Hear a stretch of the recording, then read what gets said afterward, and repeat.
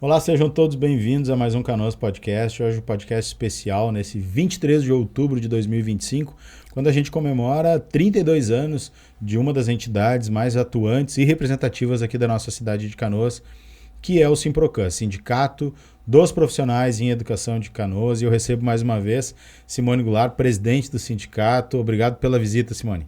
Eu que agradeço. Simone, nos conta um pouquinho, né, nesse dia que a gente que se comemora os 32 anos do sindicato. Relembra um pouquinho o porquê o sindicato foi criado e os pontos marcantes assim da atuação nesses mais de 3 décadas. O sindicato foi criado com o objetivo de buscar os direitos da categoria. Começou de uma necessidade de que precisávamos de alguém que tivesse a nossa voz, né? Eu acompanho desde o que iniciou, foi o ano que eu entrei no município, e eu vi as primeiras faíscas de que levaram a isso, né? Os colegas em reunião viram que os problemas que tínhamos naquela ocasião eram os mesmos de outras escolas, as pessoas tinham oportunidade de conversar, e isso ali foi, né, um grupo se organizou dentro da própria escola, né? Tiago Virte foi a escola onde nasceu o sindicato, e depois com isso foi ampliando, e hoje, por incrível que pareça, já se vão 32 anos de uma história, de uma caminhada muito longa, com muitos desafios que a gente vem enfrentando ao longo desses anos que a gente tem nessa caminhada.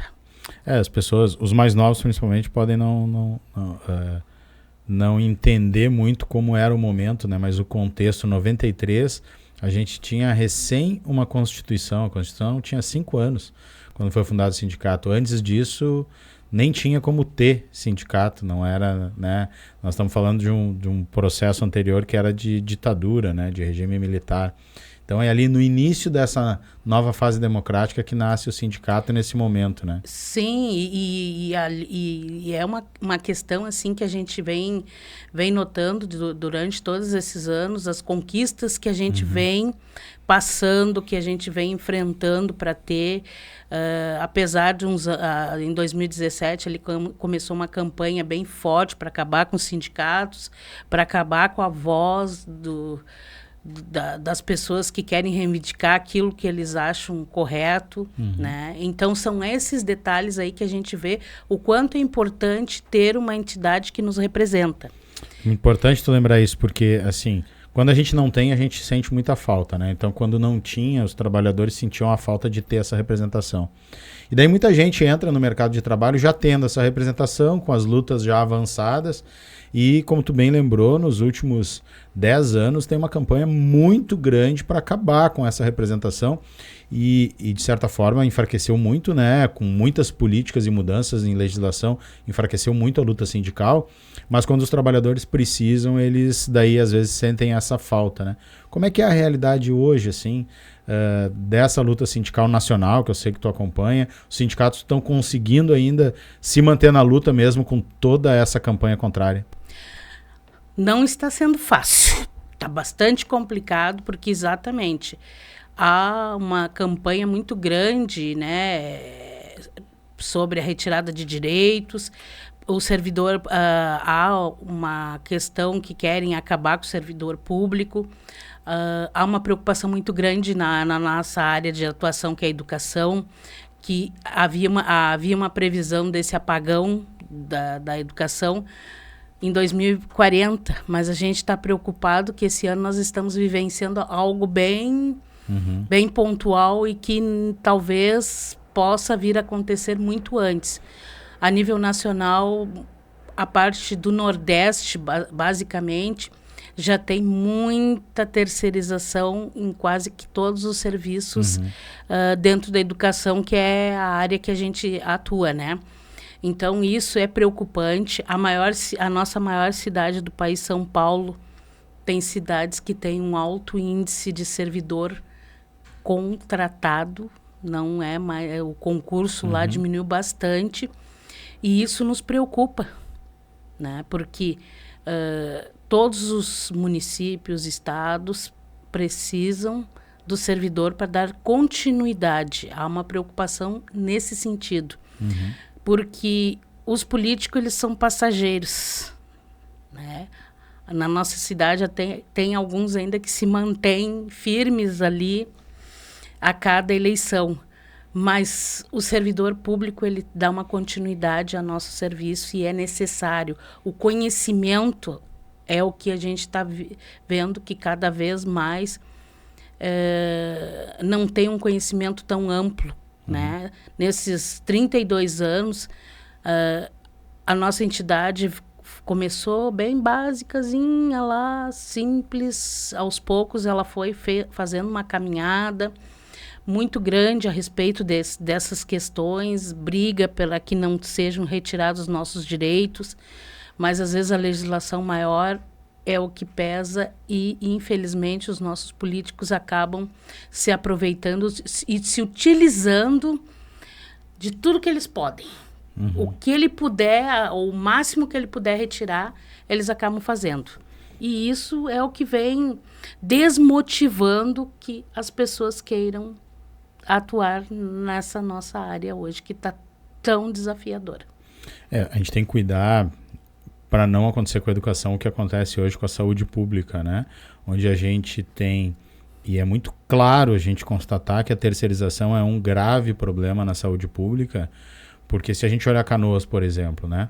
Nos lugares que a gente tem médicos e enfermeiros terceirizados, que são os hospitais, as UPAs, a gente está com um grave problema, né?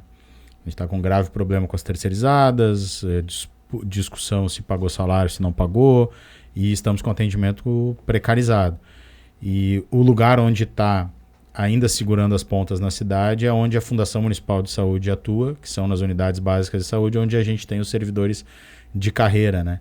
Então, a gente tem que aproveitar para usar isso e ser didático para imaginar como é que seria uma educação entrando e saindo cooperativas, terceirizadas, demitindo toda hora, e todo mundo que está nos vendo lembra, né? Quem eram os seus professores, daí os professores depois foram, deram aula para os seus irmãos, e muitas vezes deram aula para os seus filhos, né? E com a terceirização dificilmente isso aconteceria, porque teria uma troca, a cada contrato troca todo mundo, né? Exatamente, a questão da saúde, se hoje tivesse, da mesma forma que a educação, boa parte dos servidores concursados, nós talvez não estaria na situação que está hoje. É bem o que tu disseste, né? Muita troca, conforme a gestão aos interesses que vão ser considerados. E a nossa educação hoje, neste momento, o que é terceirizado é a questão da limpeza e da merenda. Temos alguns profissionais atuando em sala de aula, contratados, né? Se fez necessário, porque não se tinha concurso. O concurso, amanhã sai uma perspectiva de quantos teremos para fazer o concurso.